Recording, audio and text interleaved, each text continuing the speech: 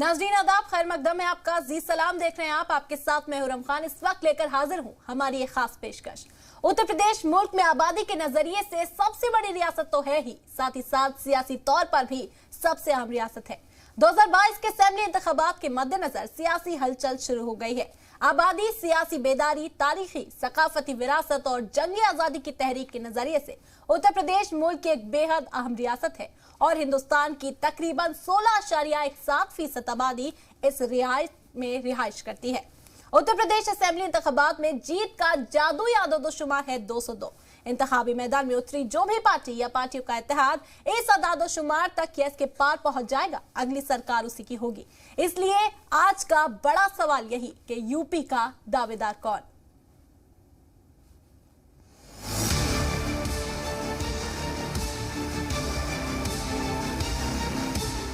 क्या सपा रहती बनाती, क्या ओवैसी रहते तो क्या मंदिर बनाते।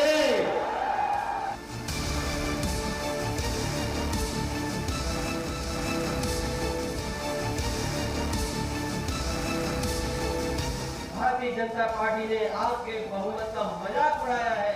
समाजवादी पार्टी से हमारा अलायंस हो जाए तो अच्छा है।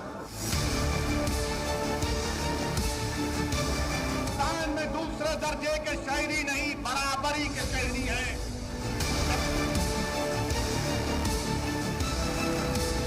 रुकिए मत, डरिए मत, आगे बढ़ना है, मजबूती से बढ़ना है और चुनाव को जीतना है।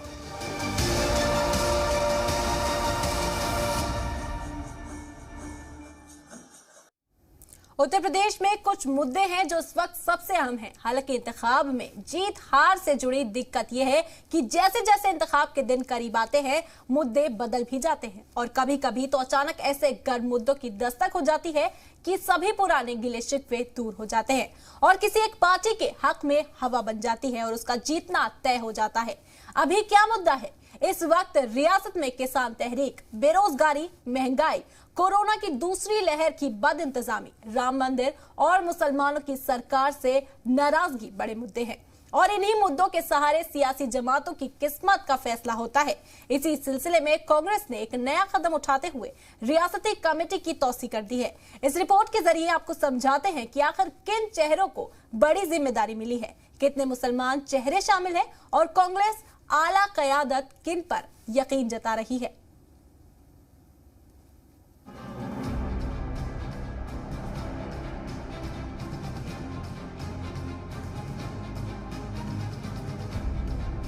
जैसे जैसे यूपी असेंबली इंतखाब के दिन करीब आ रहे हैं, वैसे वैसे सोशल मीडिया से लेकर अवाम की जुबान पर एक ही सवाल है कि आखिर यूपी असेंबली इंतखाब 2022 का फातेह कौन होगा, किस पार्टी की जीत होगी, कौन रेस में पिछड़ जाएगा, किस लीडर के सिर पर सजेगा ताज, किसे करना पड़ेगा जीत के लिए इंतजार और कौन है यूपी का दावेदार।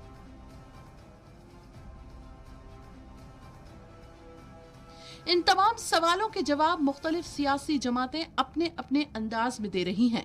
इसी कड़ी में यूपी में इंतखाबी ऐलान से कबल कांग्रेस पार्टी ने इंतखाबी कैंपेन और मैनिफेस्टो समेत कई कमेटी तश्कील की हैं।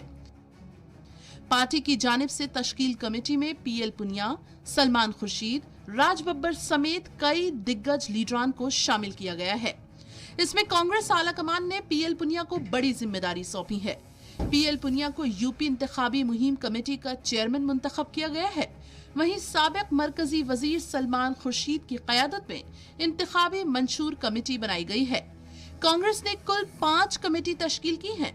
इसके साथ ही 12 जनरल सेक्रेटरी और 31 सेक्रेटरी तकर्रुर किए गए हैं। कुल 5 कमेटी की अगर बात करें तो इंतखाबी तशहीर कमेटी जिसमें 20 अराकीन शामिल हैं, इंतखाबी मंशूर कमेटी जिसमें 11 अराकीन शामिल हैं, इंतखाबी स्ट्रैटेजी एंड प्लानिंग कमेटी जिसमें 15 अराकीन शामिल हैं, इंतखाबी कोऑर्डिनेशन कमेटी जिसमें 15 अराकीन शामिल हैं और चार्जशीट कमेटी इसमें भी 15 अराकीन शामिल हैं। वाज़ेह रहे कि सबसे अहम और बड़ी जिम्मेदारी पीएल पुनिया को इंतखाबी तशहीर कमेटी के चेयरमैन के तौर पर दी गई है। पीएल पुनिया के अलावा कमेटी में मोहसिना किदवाई, प्रकाश जायसवाल, प्रमोद तिवारी, राज बब्बर, आरपीएन सिंह, हरेंद्र मलिक, विवेक बंसल, रणजीत सिंह, नसीमुद्दीन सिद्दीकी, गजराज सिंह, अजय रॉय, इमरान मसूद, अजय कपूर, बालकिशन चौहान, इमरान प्रतापगढ़ी, नरेश सैनी, विभाकर शास्त्री और दीपक सिंह को मिलाकर कुल 20 अराकीन मुंतखब किए गए हैं। इंतखाबी मंशूर कमेटी के चेयरमैन की जिम्मेदारी साबिक मरकजी वजीर सलमान खुर्शीद को दी गई है और सुप्रिया श्रीनाथे को कोऑर्डिनेटर के तौर पर मुंतखब किया गया है। इस कमेटी में कुल 11 अराकीन शामिल हैं, जिसमें पीएल पुनिया, आराधना मोना मिश्रा, विवेक बंसल, अमिताभ दुबे, भुदर नारायण मिश्रा, राम सागर राव, जितेंद्र बाघेल, अमरनाथ पासवान और पवन गुप्ता शामिल हैं। बात अगर इंतखाबी स्ट्रैटेजी एंड प्लानिंग कमेटी की करें तो इसमें चेयरमैनशिप की जिम्मेदारी वाराणसी से साबिक रुकने पार्लियामेंट राजेश मिश्रा को दी गई है और राकेश सचान को कोऑर्डिनेटर के तौर पर मुंतखब किया गया है। इनके अलावा अनुग्रह नारायण सिंह, किशोरी लाल शर्मा, मोहम्मद मुकीम, कमल किशोर कमांडो, सुहेल अंसारी, संजीव दरियावादी, अनिल श्रीवास्तव, पंकज मलिक, वीरेंद्र चौधरी, विश्व विजय सिंह, मोनिंदर सूद वाल्मीकि और सुशील पासी को शामिल किया गया है। बात अगर इंतखाबी कोऑर्डिनेशन कमेटी की करें तो इंतखाबी कोऑर्डिनेशन कमेटी के चेयरमैन के तौर पर यूपी के साबिक सदर निर्मल खत्री को जिम्मेदारी सौंपी गई है और अखिलेश प्रताप सिंह को कोऑर्डिनेटर के तौर पर मुंतखब किया गया है। इनके अलावा दीगर 13 अराकीन में अरुण सिंह मुन्ना, राजीव शुक्ला, बेगम नूर बानो, जफर अली नकवी, जितेंद्र सिंह, भगवती प्रसाद चौधरी, मसूद अख्तर, हरीश वाजपेयी, बंसी पहाड़िया, इंदिरा भाटी, सतीश शर्मा, सुधा राय और नरेंद्र पाल शामिल हैं। वहीं अब दूसरी जानिब कांग्रेस के जनरल सेक्रेटरी और यूपी इंचार्ज प्रियंका गांधी ने मिशन यूपी की शुरुआत गुज़श्ता इतवार को काशी से की थी। प्रतिज्ञा यात्रा को किसान न्याय यात्रा में तब्दील कर कमान खुद प्रियंका गांधी ने संभाल ली। इसी कैंपेन को आगे बढ़ाते हुए प्रियंका गांधी पूरे उत्तर प्रदेश का दौरा कर अवामी जलसों को खिताब कर रही हैं। गुज़श्ता पीर को प्रियंका गांधी लखनऊ में वजीर ममलिकत बराए दाखिला अजय मिश्रा की बर्खास्तगी के मुतालबे को लेकर गांधी मुजस्समे के पास मौन पर भी बैठी थी। 10 अक्टूबर को कांग्रेस जनरल सेक्रेटरी प्रियंका गांधी ने वाराणसी से इंतखाबी बिगुल फूंका था। बताया जा रहा है कि कांग्रेस पार्टी इंतखाब को लेकर जारहाना मोड में आ गई है। पार्टी की जानिब से जल्द ही कैंडिडेट की पहली फहरिस्त भी जारी की जा सकती है। और नाजरीन, तफसीली बातचीत करने के लिए इस पर हमारे साथ इस वक्त कुछ मेहमान जुड़ गए हैं। उनका तारुफ आपसे कराना चाहूंगी। कांग्रेस से अब्बास हैदर हमारे साथ जुड़ गए हैं और हमारे नुमाइंदा अहमद हुसैन इस वक्त हमारे साथ जुड़ गए। बहुत बहुत खैर मकदम है, बहुत शुक्रिया आपका, आप जी सलाम पर हमसे बातचीत करने के लिए आए।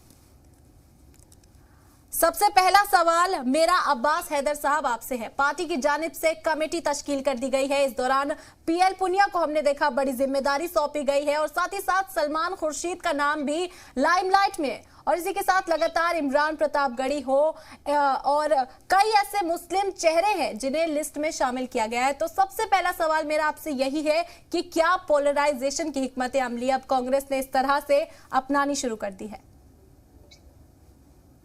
नहीं, देखिए, जहां तक जो कमेटियां तश्कील की गई हैं कांग्रेस के द्वारा, वो करीब 5 कमेटियां बनाई गई हैं, जिसमें से एक चार्जशीट कमेटी है जिसके चेयरमैन आचार्य प्रमोद कृष्णम जी हैं, उसके कन्वीनर नदीम जावेद साहब हैं। एक और कैंपेन कमेटी है जिसके चेयरमैन पीएल पुनिया साहब हैं। एक कमेटी है स्ट्रेटेजी और प्लानिंग कमेटी, उसके राजेश मिश्रा साहब हैं। एक मैनिफेस्टो कमेटी जो पहले से काम कर रही थी सलमान खुर्शीद साहब की क़यादत में, जो उत्तर प्रदेश के तमाम जिलों, तमाम आप समझ लीजिए जो हमारे जो रेंज है, जोन है, उसमें जा करके लोगों से उनकी राय अमली कर रही थी और जान रही थी उनकी क्या समस्याएं हैं और उसको लेकर के कांग्रेस पार्टी अपना मैनिफेस्टो बना रही थी। उसको एक जो है उस कमेटी को जारी किया गया है। इसके साथ ही साथ तो जहां तक आप देखिए जो कांग्रेस पार्टी में कमेटियां बनाई हैं उसमें हर जाति, हर संप्रदाय, धर्म, सबके लोगों को शुमार किया गया है और कांग्रेस पार्टी मुल्क के तरक्की में विश्वास रखती है। कांग्रेस पार्टी चाहती है कि हर जाति, हर संप्रदाय को साथ लेकर के मुल्क की तरक्की के लिए काम किया जाए। तो कहीं इस तरह की चीज तो कांग्रेस पार्टी ना ऐसी काम में विश्वास रखती है, ना ऐसा काम करती है, हर लोगों को दिया है। देखिए निर्मल खत्री जी है एक कमेटी के चेयरमैन, एक कमेटी के पीएल पुनिया साहब हैं, एक के सलमान खुर्शीद साहब हैं, एक के आचार्य प्रमोद कृष्णन जी हैं, तो एक के राजेश मिश्रा जी हैं। तो आप देखिए बैकवर्ड हो, चाहे अल्पसंख्यक हो, चाहे अगड़े हो, पिछड़े हो, ब्राह्मण हो, सबका ख्याल रखा गया, सबको साथ लेकर के कमेटियां बनाई गई हैं और कमेटियों में भी कन्वीनर और मेंबर भी उसी हिसाब से जो कांग्रेस के वरिष्ठ नेता हैं उनको रखा गया है। और इससे कांग्रेस पार्टी को और मजबूती मिलेगी। जो हमारा प्रियंका गांधी जी जिस तरह से उत्तर प्रदेश में सक्रिय हैं, चाहे वो विपक्ष की पार्टियां हो चाहे सत्ता पक्ष की पार्टी हो, सबकी रातों की नींद उड़ चुकी है, क्योंकि जो उत्तर प्रदेश की आवाम है वो जो जिस तरह से दोनों हाथों खोल करके कांग्रेस पार्टी को अपना रही है, उससे सबकी नींद उड़ी हुई है। और प्रियंका गांधी जी के नेतृत्व में कांग्रेस पार्टी 2022 में बहुत मजबूती के साथ अपनी सरकार बनाने। जी बिल्कुल अब्बास, जैसे कि आपने बताया कि कांग्रेस पार्टी की जो तैयारी है उससे सभी जमातों की नींदें उड़ी हुई हैं। प्रियंका गांधी कमान संभाले हुए इस वक्त उत्तर प्रदेश में इंतखाब की, लेकिन पिछले इंतखाब में भी हमने देखा प्रशांत किशोर भी मुसलसल इस बात पर जोर दे रहे थे कि प्रियंका गांधी को फुल हैंड दिया जाए, प्रियंका गांधी को उम्मीदवार जो सीएम उम्मीदवार का चेहरा बना दिया जाए, उससे भी वोट बैंक कहीं ना कहीं मुतासिर होगा। पिछली बार ऐसा नहीं देखने को मिला और एक बार फिर से यही मांग उठ रही है कि प्रियंका गांधी के हाथ में फुली कमांड दे दी जाए और प्रियंका गांधी को सीएम के चेहरे का उम्मीदवार करार दे दिया जाए, या जो भी पार्टी की जानिब से सीएम का चेहरा बनाया जाएगा उसको वाजे कर दिया जाए। कहीं ना कहीं आपको नहीं लगता कि वोट बैंक इससे मुतासिर होता है? नहीं, देखिए कांग्रेस पार्टी जो है कभी भी सीएम फेस और फेस की राजनीति से विश्वास नहीं रखती। आप कभी भी देखें किसी भी स्टेट में हो चाहे केंद्र में हो, जब तक इनकम्बेंट प्राइम मिनिस्टर या चीफ मिनिस्टर ना रहा हो, कांग्रेस पार्टी ने कभी भी अपना चेहरा पहले से डिक्लेयर नहीं किया है। ये एक लेजिस्लेटिव जो आपकी बॉडी है, जो आपकी पार्लियामेंट्री कमेटी है या आपकी विधानमंडल दल है, उसका अधिकार होता है। जो लोग चुन के आते हैं वो अपना नेता चुनते हैं, वो मुख्यमंत्री बनता है। तो इस तरह की प्रक्रिया जो है उसको कांग्रेस पार्टी हमेशा से अपनाती आई है और आगे भी अपनाएगी, मुझे ऐसा लगता है। और जहां तक प्रियंका गांधी जी का सवाल है, वो निश्चित रूप से कांग्रेस पार्टी का उत्तर प्रदेश में नेतृत्व कर रही है। उत्तर प्रदेश में कांग्रेस पार्टी की ये वो लगातार मेहनत करती आ रही हैं और लखनऊ में उत्तर प्रदेश के हर जिलों में वो जाती गई हैं और जो भी उत्तर प्रदेश के आवाम से जुड़े मुद्दे हैं उनको सबसे पहले उन्होंने उठाया है, उनके लिए लड़ाई लड़ी है। चाहे प्रियंका गांधी जी के नेतृत्व में कांग्रेस के एक एक कार्यकर्ता ने संसद से लेकर के सड़क तक, और हम उससे अभी भी आप समझ लीजिए लगातार काम करते चले आए हैं और करते चलते हैं। जी, जैसा कि आपने बताया प्रियंका गांधी इस वक्त कमान संभाले हुए हैं, तो मैं अपने नुमाइंदे अमर हुसैन का रुख करना चाहूंगी। अमर, जिस तरह से अब्बास साहब ने इस वक्त बताया कांग्रेस की 5 कमेटियों की तौसी कर दी गई है और इसके बाद प्रियंका गांधी यहां पर बेहद एक्टिव नजर आ रही है, तो किस तरह का जो माहौल है रियासत में इस वक्त देखने को मिल रहा है? बिल्कुल इरम, देखिए उत्तर प्रदेश का चुनाव जो है अब काफी दिलचस्प मोड़ में आता जा रहा है, क्योंकि अब चंद ही महीने उत्तर प्रदेश के चुनाव में बचे हैं। तो तमाम पार्टियां ये कोशिश कर रही हैं, जो भी जितनी भी कमेटियां गठित करना है वो उनको करी जा रही है। अभी हम लोगों ने देखा था कल समाजवादी पार्टी ने अपने अल्पसंख्यक जो मोर्चा है उसको कमेटी गठित करके उनके सारे जो पदाधिकारी हैं उनको नियुक्त किया। उसी तर्ज पर कांग्रेस की भी जिस तरीके से आपने देखा कि कमान कुछ ऐसे नेताओं को दी गई है जो काफी तजुर्बेकार हैं और फील्ड में की पकड़ रखने वाले लोग हैं। खासतौर से उनको कमान दी गई है कि 2022 के इलेक्शन में जो प्रियंका गांधी के जो ये सिपा सलार के तौर पर ये लोग माने जा रहे हैं और कांग्रेस को आगे ले जाने का काम करेंगे। तो करीब उत्तर प्रदेश में 3 दशक से कांग्रेस का यहाँ पर एक तरीके से पूरी तरीके से साफ है और ये बहुत अच्छा कांग्रेस का प्रदर्शन उत्तर प्रदेश की सियासत में नहीं रहा है। लेकिन इस बार खास तौर से क्योंकि कमान जो है वो कहीं ना कहीं प्रियंका गांधी के हाथ में है और ये माना जा रहा है कि जो 2022 का जो चुनाव होगा वो कहीं ना कहीं पिछले चुनाव से जो कांग्रेस का जो होगा वो कहीं कुछ अलग जरूर होगा। क्योंकि इस वजह से क्योंकि प्रियंका गांधी इस वक्त आप देख रही हैं कि जिस तरीके से उत्तर प्रदेश में एक सक्रिय राजनीति कर रही है, जबकि तमाम दिग्गज पार्टियां उत्तर प्रदेश में मौजूद हैं, वो चाहे बीजेपी हो, चाहे समाजवादी पार्टी हो, चाहे बहुजन समाज पार्टी हो, तमाम पार्टियां। लेकिन जो प्रियंका गांधी पर एक फोकस बना हुआ है लोगों का, जिस तरीके से वो अभी आपने देखा उन्होंने लखीमपुर मुद्दा कितनी संजीदगी के साथ उठाया और तमाम लोगों को अपनी तरफ मुतासर किया और मुतवज्जे किया और कोशिश की कि कांग्रेस की तरफ भी लोगों का ध्यान जाए। जो जिस तरीके से कांग्रेस को उत्तर प्रदेश में ना के बराबर माना जाता है, तो कहीं ना कहीं प्रियंका गांधी ने साबित कर दिया है कि वो एक बेहतरीन नेता है। और एक सबसे बड़ी बात जो निकल के एकदम प्रियंका गांधी की सियासत से सामने आ रही है कि जो कांग्रेस का जो युवा नेता है खासतौर से उसमें बड़ा उत्साह है। जी अमर, बिल्कुल प्रियंका गांधी का जो रुख है वो इस वक्त मजबूत है। हम लौटेंगे आपके पास। इस वक्त हमारे साथ समाजवादी पार्टी से भी हमारे मेहमान मोहम्मद मोहसिन जुड़ गए हैं। खैर मकदम है सर, जी सलाम पर आपसे जानना चाहते हैं कि आज कांग्रेस पार्टी की जानिब से कमेटी में तौसी कर दी गई। हमने देखा समाजवादी पार्टी भी लगातार अकलियती तबके को साधने की कोशिश कर रही है। जिस तरह से कांग्रेस में हर तबके के लोगों को यहाँ पर मान्यता दी गई है, हर चेहरे को यहाँ शामिल किया गया है, तो समाजवादी पार्टी भी इसी सिमत में काम करती हुई नजर आ रही है। और साथ ही साथ अखिलेश यादव को हम देख रहे हैं आवाम के बीच पहुंच रहे, रैलियां करते। तो कितनी फायदेमंद सियासत इस हवाले से देखी जा सकती है? देखिए, समाजवादी पार्टी के साथ अगड़ा पिछड़ा दलित और मुसलमान सब समाजवादी पार्टी की तरफ देख रहा है, अखिलेश यादव जी को पसंद कर रहा है। कांग्रेस राष्ट्र की नेशनल की पार्टी है, उसने कमेटी बनाई है, उसमें मुझे नहीं लगता कि वो तो अमूमन एक तरीके का काम है। जैसे हमने अभी हमारे क्या तो हर सारे भी जितने भी संगठन है, जितने भी हमारा माइनॉरिटी सेल है, वो भी कल राष्ट्रपति जी ने पूरा कर दिया। और उसके बाद उन्होंने जैसे राष्ट्रपति जी ने कल पूरा माइनॉरिटी सेल भी बना दिया। कांग्रेस की रही बात, आज हमें जो बात करनी है, हमें जो देखना है, वो सारे तबके का मुसलमान, जो मुसलमान है, दलित है, बैकवर्ड है, मोस्ट बैकवर्ड है, अगड़ा है, ये जो है ये सिर्फ अखिलेश यादव जी की तरफ देख रहा है, समाजवादी पार्टी की तरफ देख रहा है। और 2022 में तो चुनाव होना जी, इंतजार तो ये आज कर रहा है चुनाव का, कि आज चुनाव हो जाए तो वो दिखा देगा कि रुख और हवा। तो मोहसिन साहब, इस वक्त उत्तर प्रदेश में और भी कई अहम मुद्दे हैं। महंगाई है, किसान सड़कों पर बैठे हुए, 1 साल बीत गया, किसानों के हुकूक की बात अब तक नहीं की जा रही है। तो कहीं ना कहीं जो वोट बैंक है वो एक पाले से दूसरे पाले में खिसकता हुआ नजर आ रहा है। तो आपको क्या लगता है, समाजवादी पार्टी का जो वोट बैंक है क्या वापस बीजेपी से पलट कर आ पाएगा? आप खुद बता दें, और प्रदेश की जनता जान रही है, आवाम जान रही है कि आज भारतीय जनता पार्टी को जो हराना चाह रहे हैं, उनको हराने के लिए सिर्फ वाहिद एक पार्टी उत्तर प्रदेश में, वो समाजवादी पार्टी।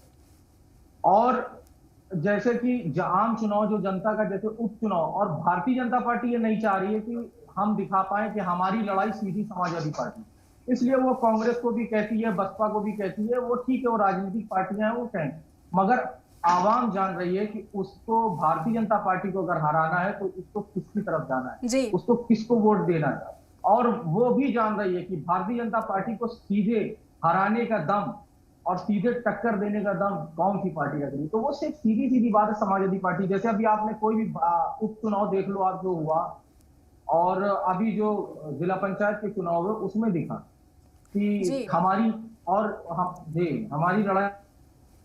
जी मोहसिन साहब, जिस तरह से हम देख रहे हैं मुसलसल यूपी में जो पार्टियां हैं वो अकलियती, जो पिछड़े तबके, उनको साधने की कोशिश में जुटी हुई है। तो एक सवाल मेरा अब्बास साहब से कि ब्राह्मण चेहरे पर भी क्या दाव खेल सकती है कांग्रेस? क्योंकि अभी तक हमने देखा कि जो ब्राह्मण चेहरे हैं, जो ब्राह्मण वहां के उम्मीदवार है, वो कहीं ना कहीं बीजेपी से हताश, बीजेपी से नाराज दिखाई दे रहे हैं। तो क्या कांग्रेस को इस बात का सीधे तौर पर फायदा हो सकता है? और जो सीएम चेहरे का उम्मीदवार है, क्या हम देख सकते हैं आने वाले दिनों में किसी ब्राह्मण चेहरे पर दाव लगाया जाए? देखिए, उत्तर प्रदेश के मुख्यमंत्री मुझे लगता है इस देश के इतिहास में सबसे बड़ा जातिवादी मुख्यमंत्री।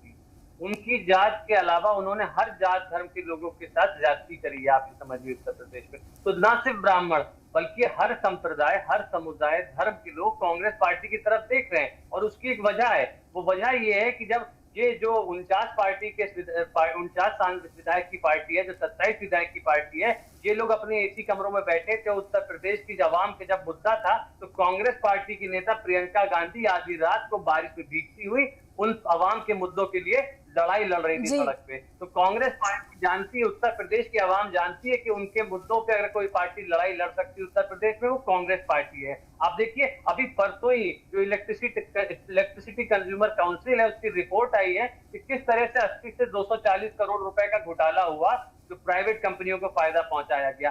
आज हमारा देश ग्लोबल हंगर इंडेक्स में नीचे आता जा रहा है। आप समझिए 107वां स्थान है 113 देशों में। आप कांग्रेस पार्टी ने जो विकास किए थे देश के लिए, भाजपा ने उनको अनडन किया है, उनको खत्म किया है, देश को पीछे ढकेला है। कांग्रेस पार्टी की आज देश को जरूरत है और देश की आवाम ये बात समझ चुकी है कि कांग्रेस पार्टी को वापस लाना पड़ेगा, चाहे वो उत्तर प्रदेश हो चाहे केंद्र हो। अगर विकास कराना है उत्तर प्रदेश का, जब कांग्रेस की सरकार होती थी तो आप देखिए उत्तर प्रदेश की जीडीपी देश में नंबर 2 होती थी, आज वो नीचे झलकती जा चुकी है। सपा का हमारा देश का जी अब्बास साहब, सपा का दावा है कि सपा पार्टी की जमीन तैयार हो गई, कांग्रेस अपना दावा करी। अहमद, आपकी तरफ आते हैं, दोनों ही पार्टियां जिससे भी बात करेंगे सियासी जमातें अपनी जमीन तलाशने में जुटी हुई हैं, इस वक्त अपनी जमीन को मजबूत बता रही है। जैसा कि कांग्रेस की तो जड़ें उत्तर प्रदेश से थी, लेकिन कहीं ना कहीं वो वोट बैंक खिसक कर दूसरे पालों में आ गया है। तो जिस तरह की सियासत इस वक्त में देखी जा रही है, क्या कुछ कांग्रेस वापसी कर पाएगी? क्योंकि पिछले इंतखाब में 5 से 6% वोट हमने देखा कांग्रेस को मिली, और अंदाजा अगर हम लगाएं तो ये वोट बैंक में इजाफा हो सकता है। तो कहीं ऐसा तो नहीं कि कांग्रेस सिर्फ वोट कटवा के तौर पर सामने आकर रह जाए, सिमट जाए? किस तरह के हालात बनते नजर आ रहे हैं? बिल्कुल हिरन, देखिए बिल्कुल आपका वाजिब सवाल है और बहुत ही महत्वपूर्ण सवाल है कि कांग्रेस जिस तरीके से उत्तर प्रदेश में अपना मुजाहरा कर रही है, अपना प्रदर्शन कर रही है, अपनी सियासत जो तलाशने की एक जमीन अपनी तलाशने के लिए कोशिश कर रही है। लगातार जिस तरीके से प्रियंका गांधी यहाँ पर बनी हुई है और कोशिश कर रही है कि कांग्रेस को मेन राजनीति में लाया जा सके, सक्रिय राजनीति में लाया जा सके और जनता तक सीधे कांग्रेस की जो बात है वो पहुंचाई जा सके। लेकिन एक जो आपने जिस तरीके से कहा कि ये भी एक बड़ा सवाल उठता है कि अगर कांग्रेस का जनाधार बढ़ता है और कांग्रेस की तरफ जनता अगर रुजू करती है तो ये वोट किसका कटेगा? समाजवादी पार्टी को इसका नुकसान होगा या फिर जो मौजूदा हुकूमत है बीजेपी उसको नुकसान होगा, या जो दूसरी पार्टियां हैं चाहे वो बहुजन समाज पार्टी हो या और भी तमाम पार्टियां यहाँ पर उत्तर प्रदेश में दावा कर रही हैं चुनाव लड़ने का, कि उनको नुकसान होगा? तो ये कहीं ना कहीं आने वाले वक्त में देखने वाली बात जरूर होगी। और बिल्कुल अहमद, आइंदा वक्त में जो नताइज आएंगे, जिस तरह से ये इलेक्शंस के रिजल्ट आएंगे, वो देखने लायक होगा। आने वाले दिनों में ही ये पता चलेगा कि किस पार्टी के सर पर जीत का ताज सजता है। फिलहाल यहाँ वक्त हो चला है बुलेटिन को वाइंड अप करने का। तो अब्बास हैदर साहब, मोहम्मद मोहसिन साहब, अहमद, आप सभी का बहुत बहुत शुक्रिया हमारे साथ जुड़ने के लिए और तमाम बातचीत हमारे साथ करने के लिए। तो इसी के साथ इस खास पेशकश में इतना ही। दे इजाजत, आदाब।